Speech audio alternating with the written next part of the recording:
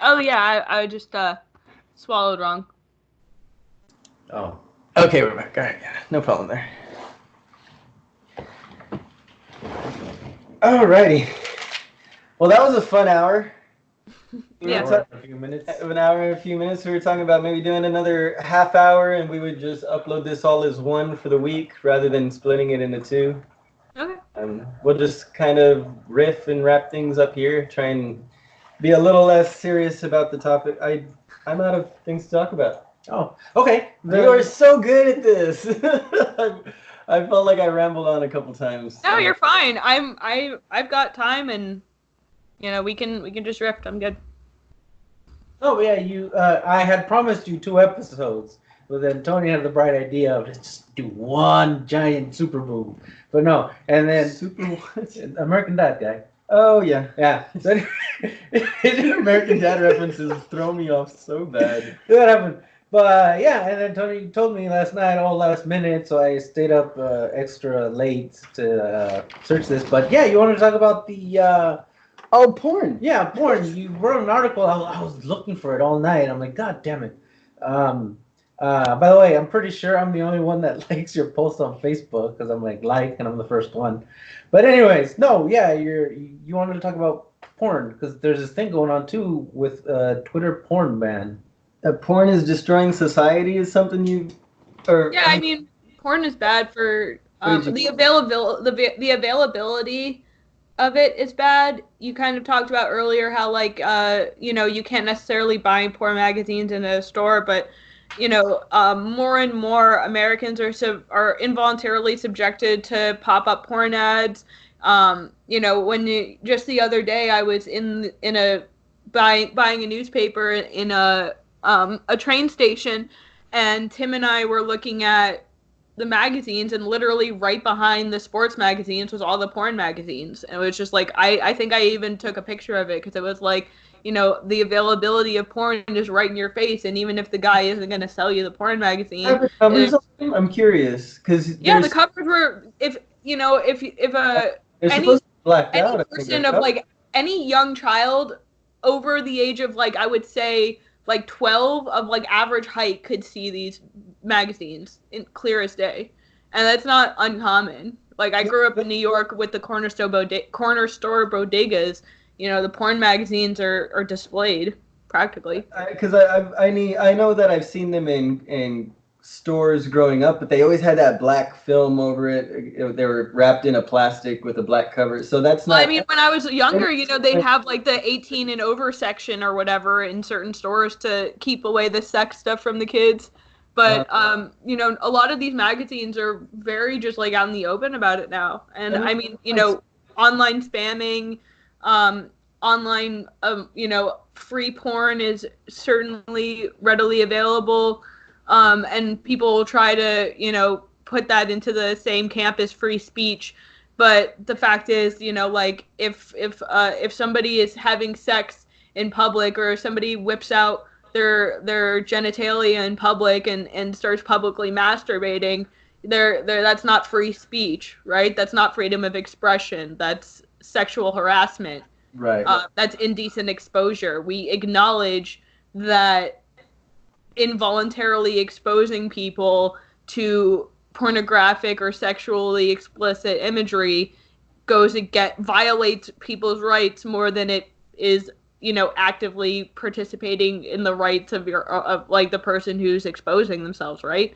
So if that isn't freedom of speech, then why? And we talked about this earlier. Like, why are we constantly and involuntarily exposed to hypersexuality, whether it's the advertisements for just normal shit or like all the way to actual hardcore porn? It's just way too available, and it dehumanizes the gender you're attracted to. It increases your separatism because you're getting that dopamine from porn instead of from actual human connection. The availability is very young. Yeah, let me interject here. What do you think about the Instagram model? This giant industry that's popped up with girls literally just spending an hour at the gym, taking pictures. Yeah, that's all it is. Coming home, posting them, and saying, "Hey, donate to my page, and I'll give you more pictures." Yeah. I mean, more power to them or whatever, as long as they're advertising themselves as 18 or over. In most cases, I really don't care. That's kind of then you have the like that. We've have friends that do anime cosplay and all that. Some of those are really risky. They might as well be lingerie photos, and those aren't advertised as 18 plus because they're imitations of cartoons. Well, I mean, they still should be advertised as 18 plus, and as far as I'm aware, that still goes against policy in terms of service. If someone were to report that, they would probably get removed for sexually explicit nature. Okay, see, I'm not too caught up on the laws with that. As far as it seems like Instagram, Facebook, Twitter, they're just. Well, I mean, on Instagram and Facebook are both shared by the same entity, right? Mark Zuckerberg is the overlord of Instagram and Facebook, and according to him, you can't even use sexually suggestive emojis anymore. So I think they're really cracking down. Isn't Twitter a part of that umbrella as well? Yeah, but it's just Mark Zuckerberg and Jack Dorsey are, evil clones of the same. They have the same root. They have a certain amount of power because of their wealth and because of their social influence and their ability to influence. So they fancy themselves as gods over us plebeians who are subjugated to their ideology and their methodology of handling society and the public square at large. I think people overemphasize their actions as evil or misconstrue them as I really do think they're attempting to be altruistic. The problem is when you're at a certain level of business, I guess, I find it hard to believe that you can keep yourself level and understanding of the hundreds of people that you affect. I mean, I'm scared for the teachers that are teaching my kids in a classroom of 30 because this one woman might say one thing that influences 30 kids to think a certain way for the rest of their lives. Because I know that happened to me when I was in school. There were certain things said in class, and now you have these business moguls that are in charge of humanity or social interaction online. They have to make these decisions that may be to their best of the ability, the best decision they can make for themselves and family. But how can we make rules that a tribe can follow be applicable to the humanity? Because we find out that we can't have more than 100 people even in our thoughts and prayers. We can't. There's only a certain number of people we can even have as friends that our brain can compute. How can we advocate? I don't know. I don't see how we can have these giant businesses. Whatever happened to monopolies not being fucking a thing? How come this Facebook and lawyers get smarter and the whole point of the legal system for a lot of people is to exploit loopholes and to exercise language in a way that you can get away with doing something that would otherwise be considered illegal. For example, we can bring it back to cannabis. In California, before recreational marijuana was legalized, they were participating and they would do these things called BOGOs, and everybody who knows a BOGO is a buy one get one. Well, in California, it's illegal to buy weed. So in order to get weed, you would have to make what was called a donation, and that legal loophole from buying to donation makes it legal, right? So it's not buy one get one anymore. It's donate one get one. So I assume that's the same thing that these, going back to the Instagram models, that's what they're doing. They're not selling their pictures. They're asking for donations and giving gifts of pictures. It's a legal loophole. And also, before the emoji implemented thing on their terms of service, you were able to post sexually explicit photos as long as the areas were covered, and you can use emojis for that. So, for example, when I lived in San Francisco, I took a picture during a Folsom Street Fair event that I had attended, I wouldn't recommend it for anyone now, and I certainly don't look upon that time of my life particularly fondly. But just like if you, like, for example, I took a picture of, a topless person, and it was okay for Instagram only if I covered up the nipples with emojis or whatever. And Right. like I said, that's totally degenerative behavior, and I'm very much against it at this point. But the fact is, like, these are just loopholes that have existed, and the more regulations are piled on, the way the legal system works, and anybody who studies the legal system is, all right, how do I get around this? Like, what language exists in the books or in reference that I can pull back on? Right. It's basic 3-year-old ideology. I mean, if my 6-year-old comes up to me trying to get away with something, no, but I didn't have another slice of pizza today. I had it yesterday, and he wants just wants more. You know, there's you just find the argument that just gets what you want. It's it's like, keep your feet in the house, and then you see your kid laying out the doorway with his feet still touching the living room. Don't go and out. You're like, damn it. Anyway, well, Yeah. let's play here. What do you watch on Netflix? What do you binge watch? Let's just stop talking so soon. I'm tired. I started this whole thing. I wanted to get to know you, and I just asked about everything you've done and your policies and stuff. Like, what do you do? What do you watch? What are you binging on Netflix? I'm honestly trying to get off of Netflix. I currently keep my Netflix account open because it is an addictive thing, and I also I keep it on for my dad. My dad loves being able to use Netflix. So I keep it for both of these reasons. I am really into the show that just came out from the creators of The Office and Parks and Rec. It's called The Good Place. I actually am really into that right now. Good, yeah. It's very good. I like cheesy junk food TV sitcoms though, so that's not necessarily like that's not, that shouldn't be considered a stamp of gold recommendation. That's just kind of if you want something that's like popcorn on in the background when you're doing work instead of something. It's necessary. I don't know about you, but I find those are my go-to shows as well. That type of viewing, because like my wife will want to watch I don't know, CSI or real serious stuff. Like, do you have any, like, serious stuff happens all around us all day long. I've got to worry about upsetting somebody today or tomorrow, and you want to come and just watch people be upset by choice? Like, no, give me the good place. Yeah, sometimes I forget who in particular said this, but it's like, why watch stuff that will make you depressed and anxious or angry or whatever? But I'm hopelessly addicted to that kind of stuff too. I hate watch MSNBC and CNN, and I like to watch like weird documentaries about conspiracy stuff, and I love but that's informative. You're trying to learn if you're gonna waste your time, I'm sorry, let me put that a different way. It's not way. If you're going to spend your time viewing things that are upsetting or it's a time waste. That's totally reasonable to say. Oh no, but my point, if you're gonna go in the negative and feel those negative emotions, you might as well be learning something. So I'm fine. I like serial killer podcasts. I like historical documentaries all day long.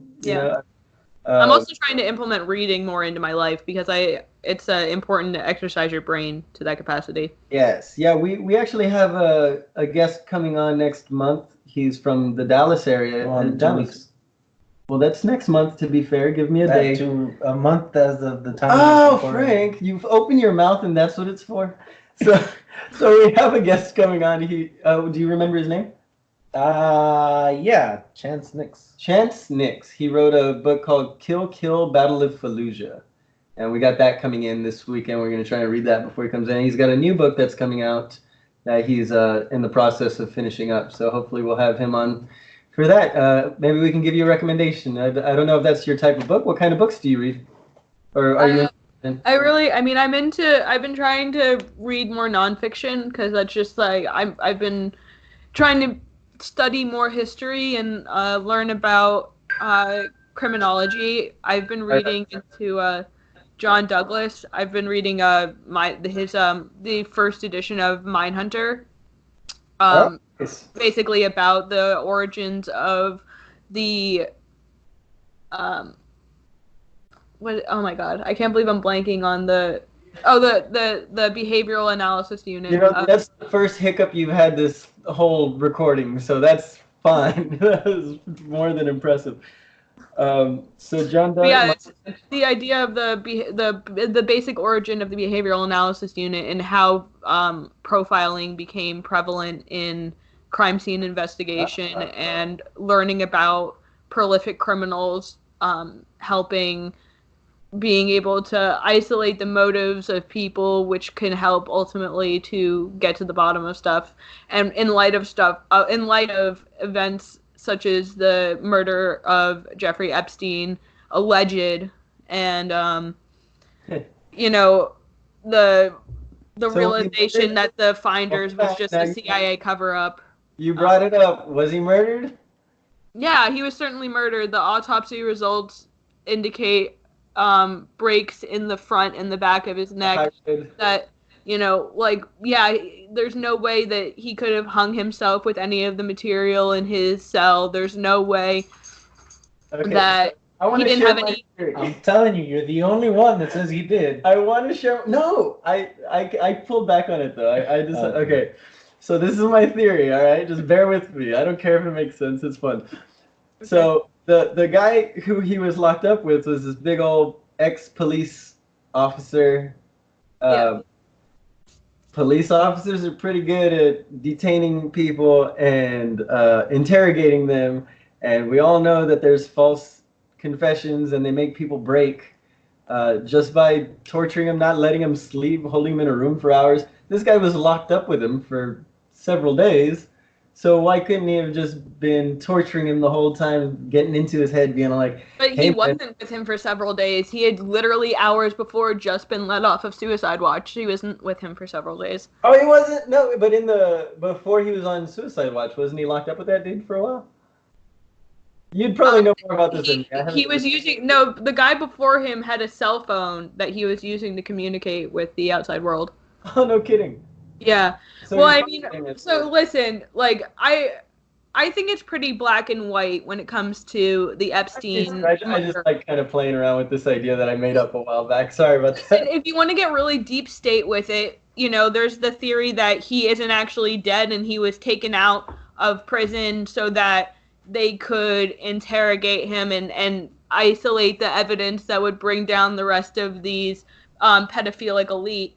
I like that. Which I would like to secretly hope is true, but I just don't think that it is. I'm gonna, you know, I'll leave a single egg in that basket on the off chance that, you know, truth will prevail, but I'm just not very optimistic about that line of thinking.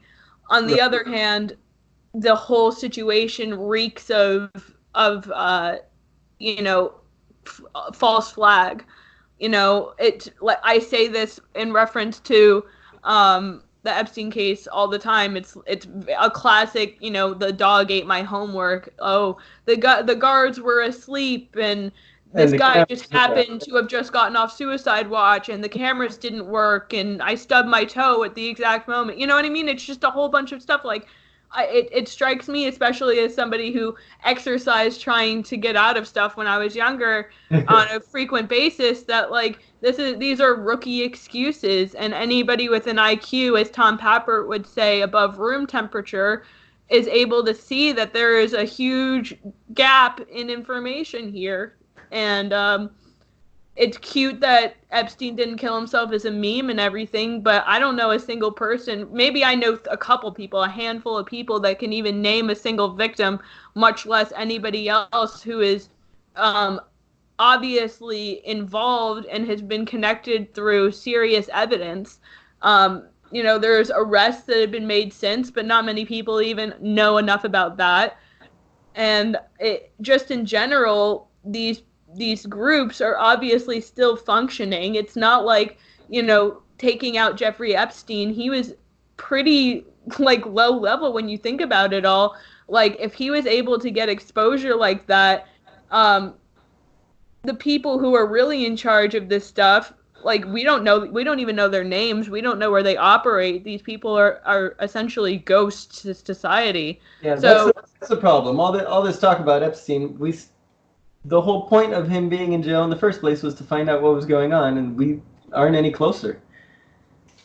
I mean, we're somewhat closer. We have the documents from the federal court investigations in Palm Beach are released thanks to Mike Cernovich. And, Alex Jones had been reporting on this for like 2 decades. Decades, yeah. So I don't know a lot of this stuff. So every time you say a new name or something that I want to look at, I'm gonna follow up on all this just so we can have another topic, another discussion about it. Yeah. Because this is what we want to do. I mean, it's fun. We're not a particularly political podcast, but we like to bring up the things that people don't want to talk about that week. And if this is uncomfortable for people to hear, then good. That's why we're talking about it.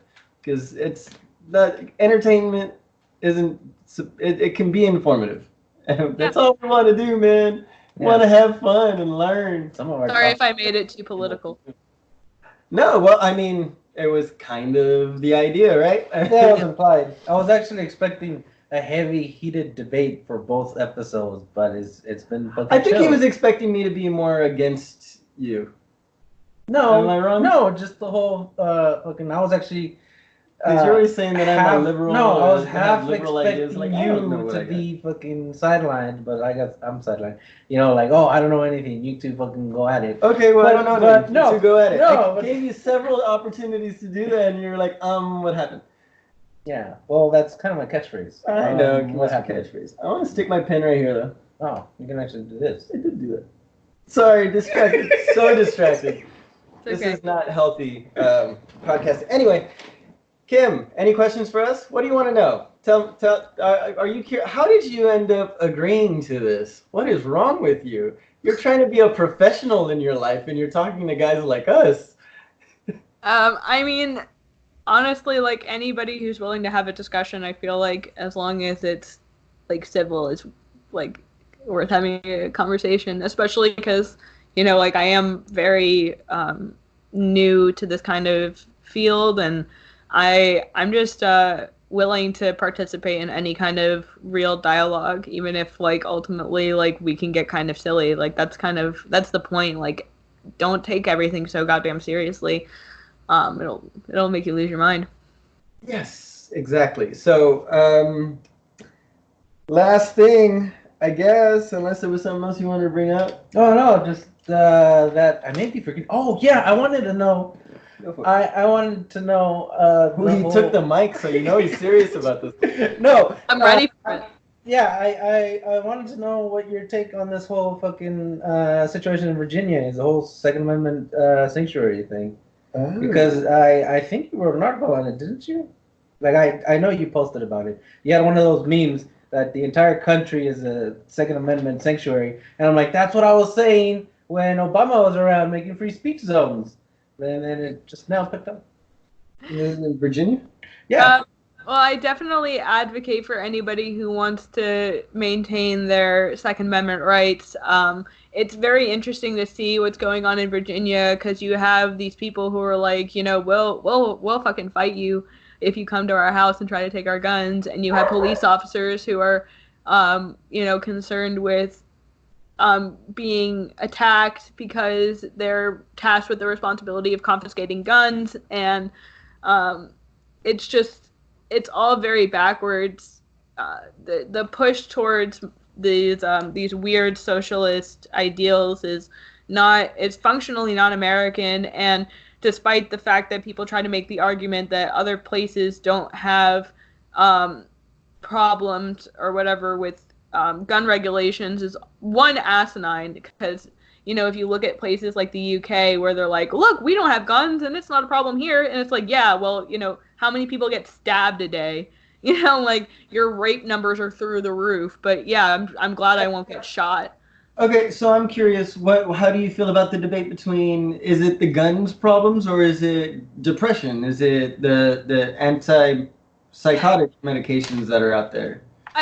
Those definitely have an influence, but that's where you start to get red flag laws too, right? This idea that like, oh, we need mental health and blah blah blah. Like, mental health is a huge crisis in America, but regulating the ownership of guns because of mental health is very, very stupid. Like I've suffered with depression in my life. Am I gonna shoot somebody about it? No. Am I technically more likely to than the average person? Probably, because of the diagnoses that I've gotten or whatever. But no, and that's statistics tend to mean nothing to the individual. And once you start like these mental health regulations or whatever is just another covert way to police freedom. I don't think it's necessary. And like, if somebody truly has mental disabilities and has been involuntarily put into custody for mental health evaluation, or I can sort of see that. But like I said, even more so, that's just a violation on rights. And right. People try to hold up the gun statistics as if they mean anything. Even if you don't first of all, most gun crime is committed with illegal guns in gangs or used for suicide, right? So right. Even with those, on average, people die more from several other things. I'm not going to make the list right now because I'm having a hard time recalling all of the specifics. But if you look up the average deaths, I know for sure more people die a year from getting hammered in the head than getting shot. Right? That's one of those. So the people inflate the rate of gun violence in order to justify the need to criminalize gun use and to say, oh, but it's just mental health. But no, these are covert ways to nullify the public into surrendering their right to bear arms. Yeah, it seems like it's just pointing fingers like, no, it's not us, it's them. And the other side, the mental health advocates, no, it's not us, it's the gun people. To me, it seems when it comes to this, we're talking about medical history with individuals. It's not a blanket statement. Yeah, there's. But the thing is, medical sciences is also very, in a lot of ways, very new. And constantly evolving. You can't tell me that people with certain diagnoses are more likely to do anything. Excuse me, if that diagnosis has only been made into existence as of like a few years ago. Right. You know what I'm saying? Like, you can't have longevity with studies of disorders that you've only recently discovered even existed. So having red flag laws and having laws that regulate gun ownership based on mentality are honestly asinine. Right. That's where I was going with it. Just bear with me. If it's based on the individual, I'm not saying we should be focused on the individual's mental health. It's like you said, we don't base what a person can do or the job a person could get based on how well they treated people growing up. It's whether or not they were arrested in violent things or drug offense things. So if you have profiling, you're not allowed to do that in this country. Exactly. So what we do now is, if you have a history of if you're a felon, you can't buy a gun, right? Mm-hmm. If you have a history of being suicidal, of using certain if you attempted to kill yourself with a gun or something, then it makes sense to not allow that person to buy guns in the future, don't you think? Or do you feel it could be? I'm not necessarily informed enough on mental health or on. I guess that's fair. Neither am I. I can offer my opinion. I don't think that there's much reason for the government to step in and intervene on my Second Amendment rights unless I'm actively hurting other people. And that's where my half-assed explanation was going. When you talk about the illegality of stuff, like I said, more people die a year getting hammered to death. So are we going to regulate hammers? Are we going to put serial numbers on hammers so that every hammer owner in America can be easily identified? And then we're going to have black market hammers where the serial numbers are erased? No, it's never going to fucking happen. You know how many hammers I've bought and lost throughout the years? There could be just murder weapons 100 times over, and I wouldn't even know it. You know, are we going to do it to big pens? Are we going to do it, you know, with cars? Or we already, you know, we have license with cars or whatever, but are we going to regulate, you know, you can't have a license if you're a felon because you're more likely to kill somebody with your car? Fuck no, that's never going to happen because it's a direct violation on your rights. So I don't understand how these supposed academics and free thinkers can look at gun policy and think any differently. I primarily think that the politicians who talk about gun control are those that, if you look at their wallets and if you follow their money, they benefit largely from anti-gun lobbyists. And it's in their best interest to advocate for regulations against the NRA, which I'm a proud member of, and, you know, come after gun rights advocates for asinine stuff because it lines their pockets, very much like the pro-life movement. Well, my final question as far as firearms go, unless you had something else. Well, just that's it. But it's pretty fucking obvious that as long as there's an issue, the money's gonna keep flowing. You know, that's why we'll always have an issue. Same with you know, climate change. Same with you know, a lot of stuff. Everything is subject to how we argue it. I mean, you know, Al Gore sold his website to Al Jazeera for $300 million, and people want to try to argue with me and say that climate change activism is about anything other than money. Give me a fucking break. Not even Al Gore believes in his cause anymore. Yeah. If there's money in it, it's about money. Yeah. So as far as gun regulations, I had this argument with some family members, and I'm curious, since you both are much more informed on it than I am. What do you think of, and this is just your opinion, what do you think of arming teachers in school? Fuck yeah. Fuck yeah? Fuck yeah. Yes, I could see both sides of the argument because I can definitely reflect back on some teachers that I would be horrified if they were able to do that. Can you imagine? I would be horrified. I had a teacher in elementary school who threw a textbook at us, so I can only imagine if that kind of psychopath had a gun. I had a teacher pass most of the time with an empty bottle of liquor in her damn dresser or drawer. So maybe not necessarily teachers, but if there were armed personnel that worked at a school, that was my argument. But the thing about that too, which is tragic, is that, you know, like, it creates a tense environment. If you have to go through metal detectors and there's armed security personnel, as a young person, that could be very traumatic and very, you know, it can just be traumatic. I just end it there. I'm not saying that there isn't a necessity for some kind of security presence in a lot of these places, particularly where violence is at an all-time high. But the fact is that still creates a really stressful environment for education. And not to mention, this was the first year that that students in high school went through all 4 years of core curriculum, and they're most ill-prepared that they've ever been in decades for college education, because the way that they're learning is completely counterproductive to an intellectual individual. How so? Well, the nature of core curriculum circumvents a lot of how we used to learn. Like, if you look up Common Core math now, like, my mother actually was just a teacher in public school, and, you know, she used to teach many years ago, and then again she picked it up, and just the difference in the way that they try to get you to teach certain things. Like I said, you should people who are listening to this should look up the examples on their own core curriculum back, you know, even 10 years ago versus now.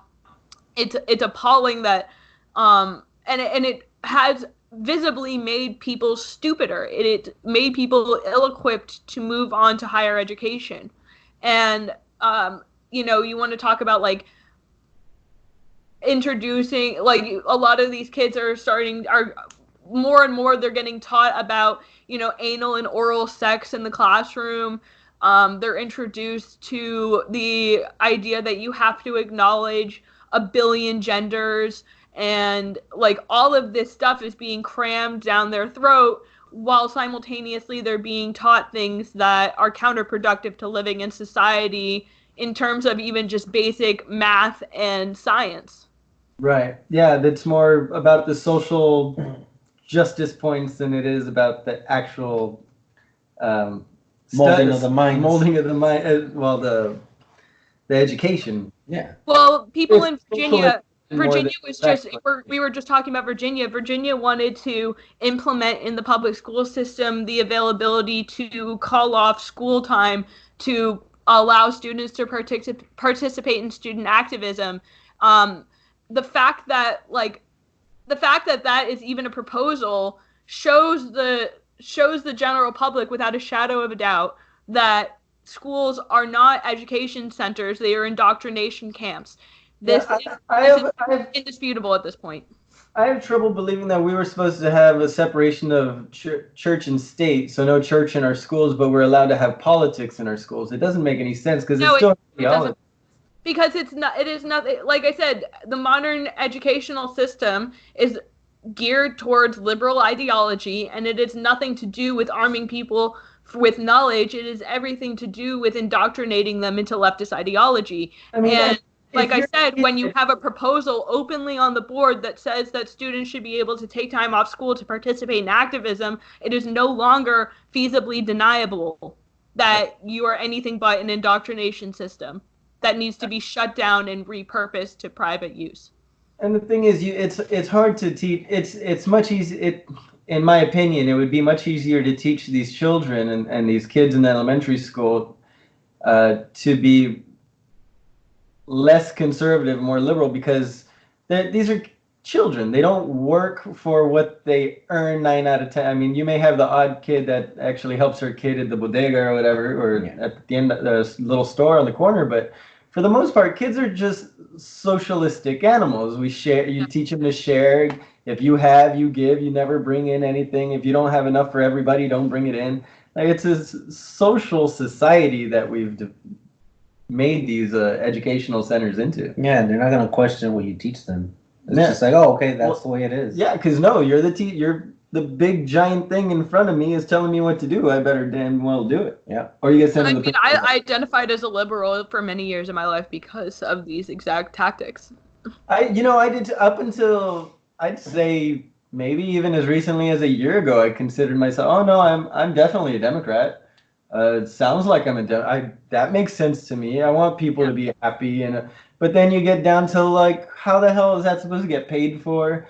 Can you really trust that organization that you're talking about to do? Well, a big reason why even Ms Coulter will argue against women's right to vote and say the 19th Amendment should be repealed is because the national debt as far as tax increases only skyrocketed when women were given the ability to vote, right?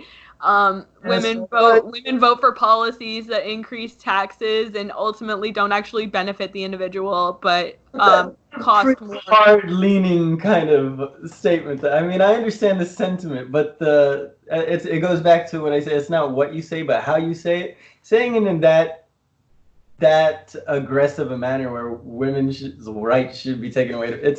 It's inflammatory. It's asking for the fight a little bit more, I don't think it's unreasonable to suggest that only property owners should be allowed to vote. Women can be property owners.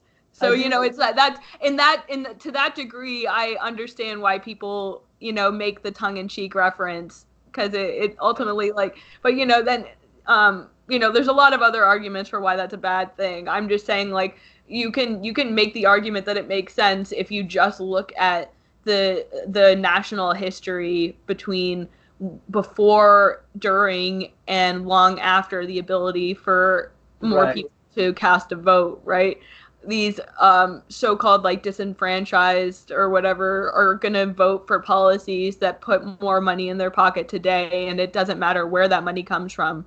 Yeah, I mean, I personally, I was on a program called Section 8 here in Texas, but we weren't making enough money to pay for rent. And it was for the first year or two of my son being born. I worked my ass off within that year and a half to get as many raises as I could to get off that crap. Because Yeah, I and that's the treated it point, as right? a You pay service. into it so that you can benefit from it if you ever, if God forbid it ever happens. And I live in an area where I would have the majority of people.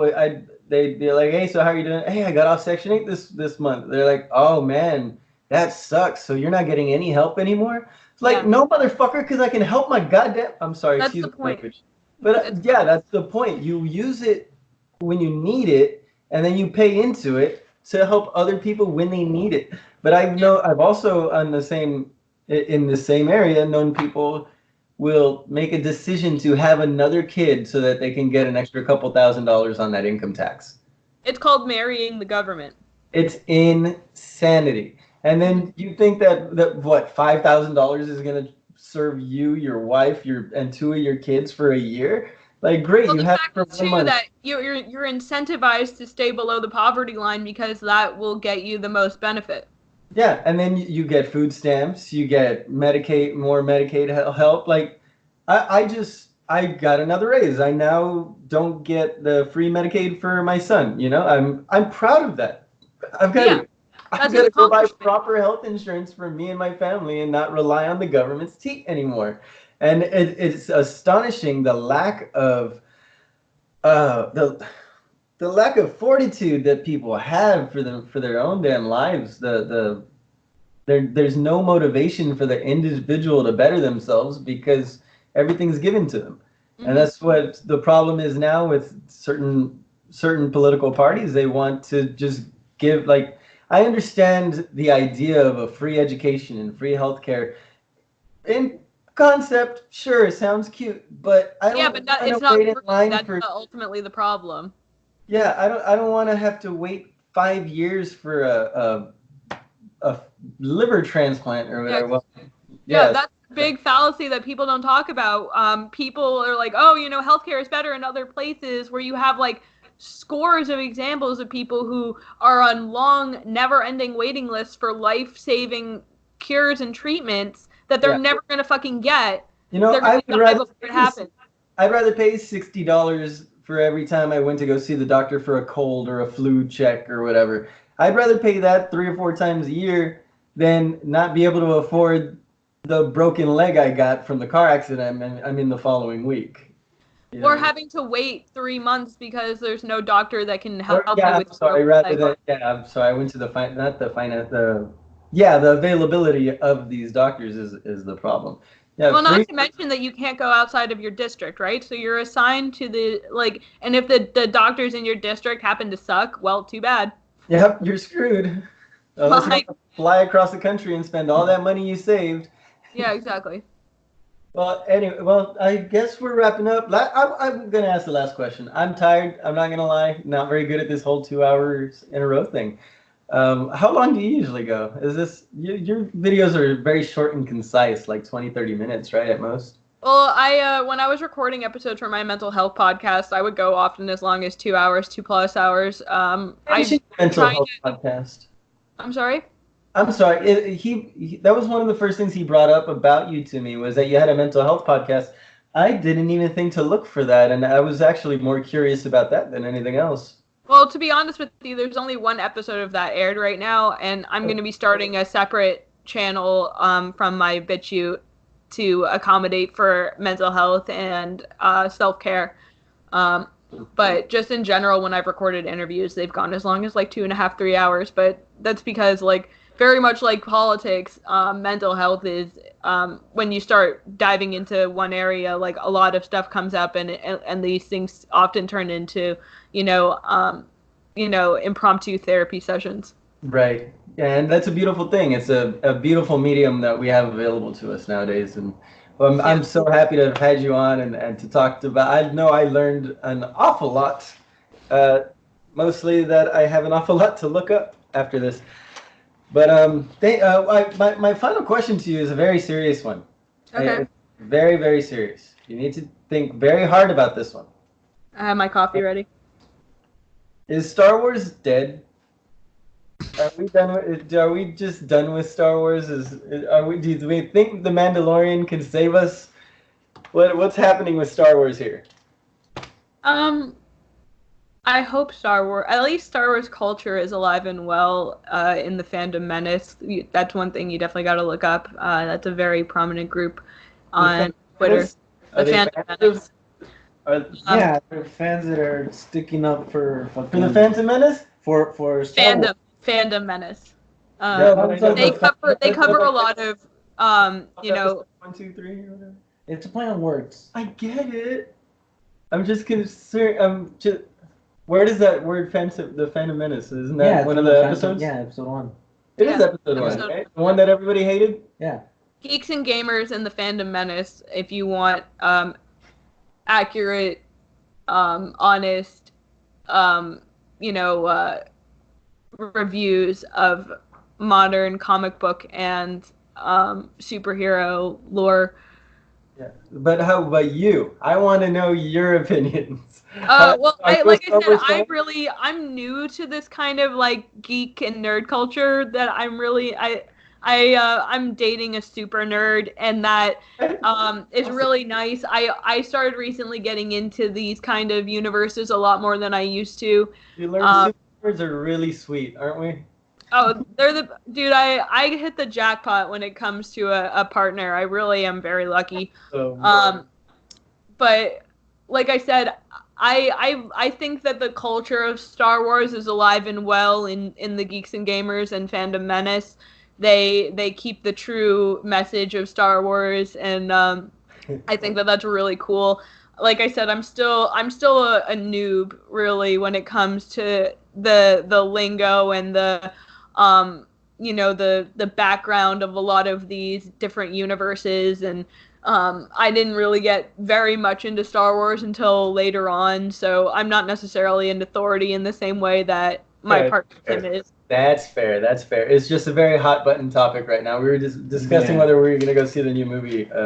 I'm definitely not going to see the new movie. I mean, I'm gonna wait. I'm probably gonna wait till I can watch it, on my computer or whatever. But I haven't been in the movie theaters in years. I buy everything on Vudu. I like my digital copies, but I might, just for the sake of the podcast, we might splurge and go out there. We'll see. I think the only movie that I've actually didn't wait to see was the Joker movie. I had to see that. I get so much crap for not seeing the Joker from people. No, I don't care. You can spoil it. I heard you were the one who told me it was based off that movie, The Comedian, right? Yeah, the King of Comedy. King of Comedy, that's right, with Robert De Niro. Yeah. Yeah, that's one worth looking up. Well, Kim, this has been a lot of fun. I don't know how you feel about us, but we like you, or at least I like you. Frank, I assume you like her. Oh yeah. Awesome. I like your bet. Is he your better half or your worse half? Which of you is which would you consider yourself? I think we're each other's better halves. Oh, you complete each other. I see. He's behind the camera. We're very lucky. We it's not very often that you get to meet your soulmate when you're 15 years old, and we had to stumble in and out of each other's lives a little bit, but we're very, very blessed. And I especially in modern age of hookup culture, I consider myself one of the lucky ones. Yeah, I can empathize. I knew my wife in high school. We had you can say dated, but at that age we hooked up. Yeah. And we like kissed once or twice and then forgot about each other.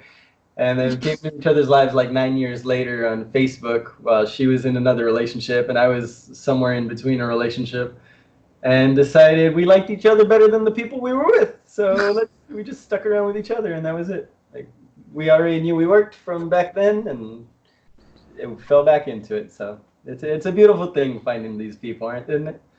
Yeah, I totally agree. Okay, but I might have to hit you up to see if you can help me find someone for a friend of mine. No, just go to church. Go to church? Go to church. Go to Bible study. Oh man, I hooked up too much. Those girls are no. If you need to hook up, do you go to Bible study? Is that something you do? Oh, if you're trying to hook up, no, just fucking use an app, whatever. But when you decide that the vapidity of hookup culture is beneath you and you want to try to move on with your life and find somebody that's worth settling down with, I would suggest going to church or something else that's altruistic, like maybe like a book club or something along that line, if you don't want to get super religious with it. There you go. A couple love line advice tips for you, buddy. Yeah, it's okay. Funny thing, I just started talking to this girl who said, like, you have to be Christian, and we're going to go to church. And I'm like, oh, good thing I was an altar boy during my teen years. But, I haven't told her yet that I'm not Christian anymore. Oh, boy. Oh, no. You're already setting that one up for failure, my dude. Exactly. Thank you. Open and honest communication. I told when I hooked up with my wife, I was like, hey, so since you're not really ready to leave the relationship you're in and we're just talking, I'm going to go fly to Ohio to go see this girl I've talked to online since I was 12 and just spend the weekend hooking up with her. So I'll see you after that. By the time I landed from the airplane coming back from Ohio, I called her. I was like, hey, yeah, it was fun, but it's not going to continue after this trip. She's like, okay, well, I broke up with my boyfriend. Do you want to be exclusive now? I'm like, oh, yeah, sounds great. You would think all that would lead to this horrible conversation, but no, it was happiness for me after that. Because open, honest communicado. Yeah. No, it's okay. I'm also talking to this other chick. She's fine with me being pagan. She's like, oh, so you're being honest with the one, but not the other. Yeah. Oh my God! Not only are you not Christian, but you're a pagan. Yeah, I would just disconnect from that other girl, bro. Like, talk about waste her time. Yeah, we in our Christmas episodes, at least one of them, we get into how he celebrates Yule. Yeah. The Yule tidings. And Norse, Bragi? Bragi is your... Yeah, Bragi, my patron god, yeah. To be fair, I don't know if you would have done this if you had known that he was a pagan. I'm also an atheist. But I am also... But I'm a very religious atheist. I'm a very religious atheist. I really am. I maintain that I don't know the God I'm supposed to follow. So for now, I don't believe in a God. I just believe in a good. I just keep working on being good. The only God you believe in is yourself. Okay, all right. If we're going to get into it, the Bible I read as a Catholic says God is in each and every one of us. So I stopped there. Like, okay, you're God, I'm God, he's God, we're God. We should all treat each other like gods with respect, love, and fucking patience. Yeah, and then I posted that one meme. Which is basically what the Christian and Catholic faith is. Yeah. Love, patience, kindness. Yeah. Peace on earth, goodwill towards men. Mm-hmm. So, hope you can be fine with an atheist like me and a pagan like Frank. Yeah. Don't have a choice now. We already got the 2 hours out of you. Bye. No, thanks, Kim. This has been a lot of fun. We want to wrap up saying anything in particular? Just the usual. All right. Well, this has been the Completely Inappropriate Podcast. For our fans, we're going to say you can find us at CI Podcasts on Instagram, at Completely Inap on Twitter. Email us at completelyinappropriatepodcast@gmail.com with any of your comments, questions, concerns. Leave us a 5-star review because the other stars don't work. Trust us. We love you. We don't lie. Kim, is there anything you want to tell the people? Any final words of wisdom? Or to catch you? Or a catchphrase, where to find you, all that jazz? Well, if you want to follow my work and support my work, the best way to do so is to read my articles on thenationalfile.com, and you can follow my BitChute channel at Coulter Culture.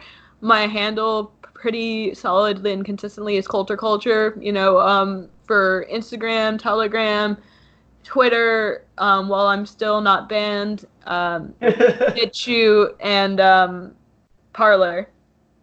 Parler? Ooh, that's a new one. What's Parler? It's like... It's another free speech alternative platform. Yeah. Okay. It was more leaning towards... I'll have to check that one out. Yeah. And any words of wisdom? We have a couple sign-off phrases here. I want to give you a chance to say one more thing to the people. I would say start watching independent content creators, even if they aren't me. There's a bunch of people on BitChute and, otherwise that do comprehensive full-scale reports of the news everywhere from, center left to center right, all the way to left and right. It's important to absorb that information and steer away from the cortisol addiction that is the mainstream news narrative, because remember, the people that are trying to tell you that Trump is a Nazi are the same people that lied to you about weapons of mass destruction. So keep that in mind when you go forward and paying attention to the news cycle, and make sure you're getting information from as many places as possible. Do your due diligence, people. That was awesome, Kim. Thank you so much. Frank, what do we tell the people? Be excellent to each other. And find your happy. We love you guys. Take it easy. Bye. All right. Stop recording.